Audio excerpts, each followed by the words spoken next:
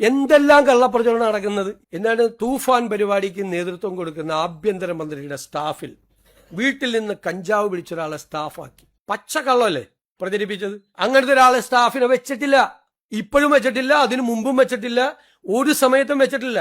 ഞാനും ആഭ്യന്തരമന്ത്രിയും കൂടി ഇരുന്ന് ചിരിക്കുക. കാരണം അദ്ദേഹം തരുന്ന പ്രപ്പോസല് ഞാൻ അപ്രൂവ് ചെയ്ത് കൊടുത്തിട്ടാണ് അദ്ദേഹത്തിന്റെ സ്റ്റാഫ് വന്നത്.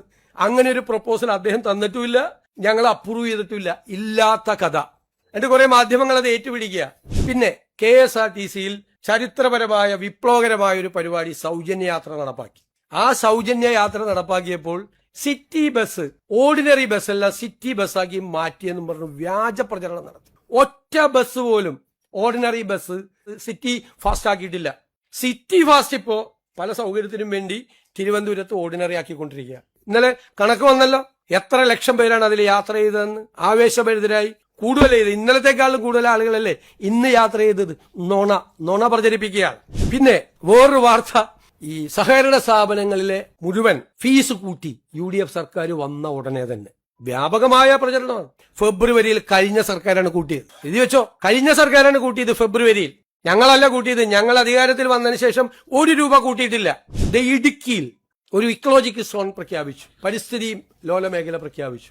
ഉടനെ ഇടുക്കി CPM ജില്ലാ സെക്രട്ടറി ഉൾപ്പെടെയുള്ള നേതാക്കൾ പറയാണ്, VD സതീശന്റെ നേതൃത്വത്തിലുള്ള സർക്കാർ വന്ന ഉടനെ ഇടുക്കിയിൽ പരിസ്ഥിതി ലോലമേഖല പ്രഖ്യാപിച്ചു. ഈ ഗവൺമെന്റ് ഒരു കത്തടപാട് കേന്ദ്ര ഗവൺമെന്റായി നടത്തിയിട്ടില്ല. ഇതെല്ലാം നടത്തിയത് ആരാ?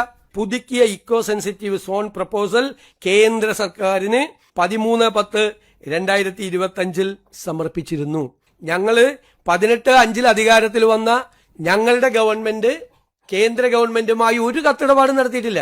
എന്നിട്ട് പത്രസമ്മേളനം നടത്തി പറയാണ് ഞാൻ മുഖ്യമന്ത്രിയായപ്പോഴാണ് ഇത് സംഭവിച്ചത്. നുണപ്രചരണങ്ങളാണ് ഈ. ഞങ്ങൾ 1 മാസം തികഞ്ഞിട്ടില്ല, റേഷൻ വിതരണം മുഴുവൻ സ്തംഭിച്ചു. എവിടെ റേഷൻ വിതരണം സ്തംഭിച്ചത്? ഒരു സ്റ്റാറ്റ്യൂട്ടറി റേഷന്റെ 1 ഗ്രാം അരി ഒരു സ്ഥലത്തും കുറച്ചു കൊടുത്തിട്ടില്ല. എന്നിട്ട് വ്യാപകമായി UDF സർക്കാർ വന്നു, റേഷൻ വിതരണം മുടങ്ങി. വ്യാജപ്രചരണമാണ്. അത് വേറൊരു വാർത്ത. ഞങ്ങളൊരു തീരുമാനം എടുത്തിട്ടില്ലല്ലോ അതില്. അതിനു മുമ്പ് സ്ത്രീ സുരക്ഷാ പദ്ധതി പിൻവലിച്ചെന്നും പറഞ്ഞു വ്യാപകമായ വാർത്ത വന്നല്ലോ. വ്യാപകമായ വാർത്ത. ആരാണ് ഈ വാർത്ത ചമയ്ക്കുന്നത്? ഒരു കാര്യം അവര് മനസ്സിലാക്കിക്കൊള്ളണം.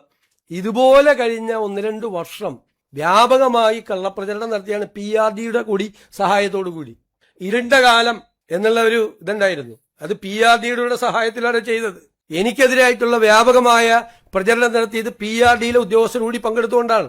സർക്കാർ ചെലവിലാണ് പ്രതിപക്ഷത്തിനെതിരായി അന്ന് വ്യാപകമായ രീതിയിൽ പ്രചരണം നടത്തിയത്. അതെല്ലാം ജനങ്ങള് ചവറ്റുകൊട്ടയിൽ എറിഞ്ഞിട്ടാണ് ഞങ്ങളെ അധികാരത്തിൽ കൊണ്ടുവന്നത്.